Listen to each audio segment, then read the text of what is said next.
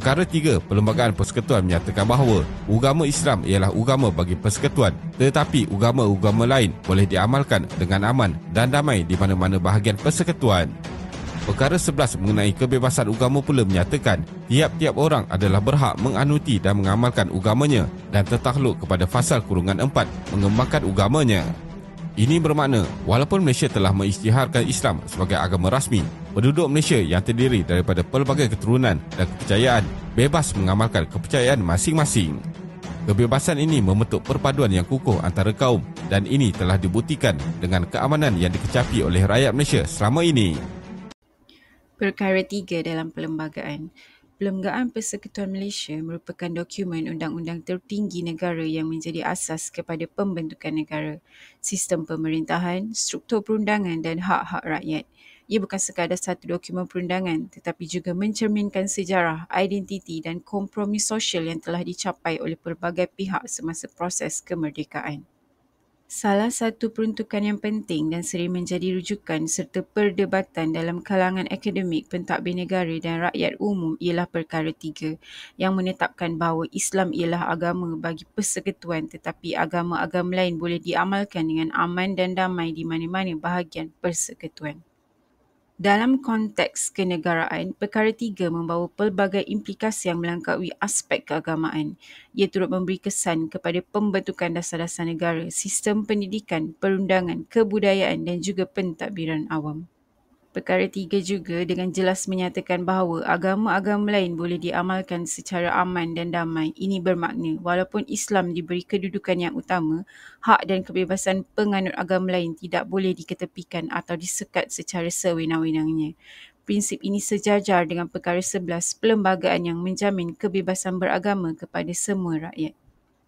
Kepentingan Perkara 3 dalam perlembagaan.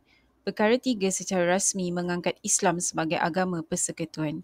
Ini bermakna Islam diberikan kedudukan istimewa dalam struktur pemerintahan dan identiti negara. Ia menandakan bahawa agama Islam adalah asas penting dalam pembentukan nilai, etika dan undang-undang yang diamalkan di Malaysia.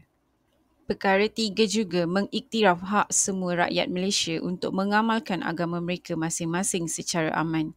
Ini penting kerana Malaysia merupakan sebuah negara pelbagai bangsa dan agama dan pengiktirafan ini membantu menjaga keharmonian sosial serta mengelakkan konflik antara penganut agama yang berlainan. Asas pelaksanaan undang-undang syariah. Kedudukan Islam sebagai agama persekutuan memberikan asas kepada kerajaan negeri untuk menggubal dan melaksanakan undang-undang Islam iaitu undang-undang syariah khususnya bagi perkara-perkara yang berkaitan dengan umat Islam. Ini membolehkan perlindungan dan pentadbiran hal ehwal agama Islam dijalankan dengan teratur. Selain itu, Perkara 3 juga melindungi agama Islam daripada sebarang bentuk gangguan atau ancaman yang boleh merosakkan kedudukan agama tersebut dalam negara. Ini penting supaya umat Islam boleh menjalankan ibadah dan amalan agama mereka tanpa halangan dan tekanan. Peranan 5 institusi dalam memartabatkan Perkara 3 dalam perlembagaan. Yang pertama adalah Jabatan Kemajuan Islam Malaysia atau lebih dikenali sebagai JAKIM. Merupakan antara institusi utama yang memainkan peranan penting dalam memartabatkan Perkara 3. JAKIM berfungsi menggubar dasar Islam di peringkat persekutuan serta menyelaras pelaksanaan hal ehwal Islam di seluruh negara. Melalui platform seperti khutbah Jumaat, seminar, penyelidikan dan penerbitan, JAKIM bertanggungjawab memperjelas konsep Islam sebagai agama persekutuan. Majlis Raja-Raja Melayu mempunyai peranan signifikan dalam mempertahankan kedudukan Islam. Raja-Raja Melayu sebagai ketua agama Islam di negeri masing-masing mempunyai kuasa untuk memastikan dasar dan amalan Islam tidak dicabar. Mahkamah Syariah adalah manifestasi institusi kehakiman yang menjelmakan pelaksanaan Islam sebagai agama persekutuan. Mahkamah Syariah berfungsi untuk menguatkuasakan undang-undang Islam berkaitan kekeluargaan, muamalat dan jenayah syariah dalam bidang kuasa yang dibenarkan. Institusi pendidikan seperti Jabatan Pendidikan Islam dan Moral iaitu JAPIM turut berperanan memberi kefahaman dalam kalangan generasi muda tentang Perkara 3. Kurikulum pendidikan Islam yang dibangunkan mengandungi elemen kenegaraan dan perlembagaan yang menekankan Islam sebagai tonggak dalam pembinaan negara bangsa. Selain institusi kerajaan, NGO Islam seperti ACCIN, IKIM dan Yadim juga giat memperjuangkan pemahaman yang betul terhadap perkara tiga. Mereka menganjurkan forum, diskusi ilmiah dan menerbitkan artikel dalam menangani cabaran semasa seperti penggunaan istilah Islam oleh bukan Islam, pluralisme agama dan penyebaran fahaman sekular. Antara isu dalam perkara tiga Perlembagaan Persekutuan ialah Islam sekadar agama rasmi. Perkara ini telah disalah anggap dan jauh tersasar dari maksud yang difahami oleh rakyat Malaysia sebagaimana yang termaktub dalam perkara tiga Perlembagaan Persekutuan iaitu Islam is the religion of federation. Perkataan rasmi hanyalah sekadar tambahan tetapi impak tambahan tersebut memberi kesan kepada semua sehingga menyebabkan salah faham yang serius mengenai kedudukan Islam di negara ini hingga menjadi Malaysia adalah sebuah negara demokrasi sekular dengan Islam sebagai agama rasmi. Menganggap bahawa Islam hanyalah agama rasmi telah menimbulkan cabaran dalam pelaksanaan dasar-dasar Islam. Isu yang kedua adalah berkaitan hak kesamarataan agama. Isu hak kesamarataan agama ini timbul apabila wujudnya perancangan untuk menubuhkan Suruhanjaya Antara Agama iaitu IFC oleh Majlis Perundingan Malaysia Agama Buddha, Kristian, Hindu dan Sikh yang telah mengusulkan memorandum mereka kepada Majlis Peguam. Penubuhan IFC ini mendapat tentangan masyarakat Islam sehingga tertubuhnya Elite Coordinating Committee of Islamic NGO atau lebih dikenali sebagai ACCIN. Kesamarataan agama ini telah menjadi satu isu yang sering menjadi perbincangan semua rakyat Malaysia. Ianya adalah kerana mereka bimbang mengenai penekanan Islam yang mungkin dilihat sebagai pengabaian terhadap agama-agama lain dari segi sumber, ruang ibadah dan penyebaran agama di media. Hak kesamarataan agama bukanlah bermaksud untuk menyamakan kedudukan semua agama dengan mutlak, tetapi adalah untuk menjamin bahawa tiada diskriminasi atau sekatan yang tidak munasabah terhadap semua agama yang dianuti. Agama-agama lain boleh diamalkan selagi ia tidak memecah keamanan, namun jika amalannya sudah menampakkan tanda-tanda tidak harmoni dan boleh memecah keamanan, maka amalan itu perlu dihalang segera.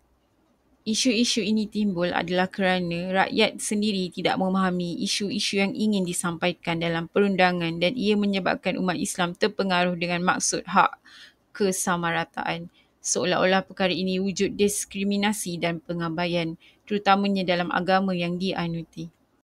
Untuk memastikan perkara tiga terus relevan dan memainkan peranan penting dalam memelihara identiti negara serta perpaduan rakyat, langkah penambahbaikan perlu diambil kira.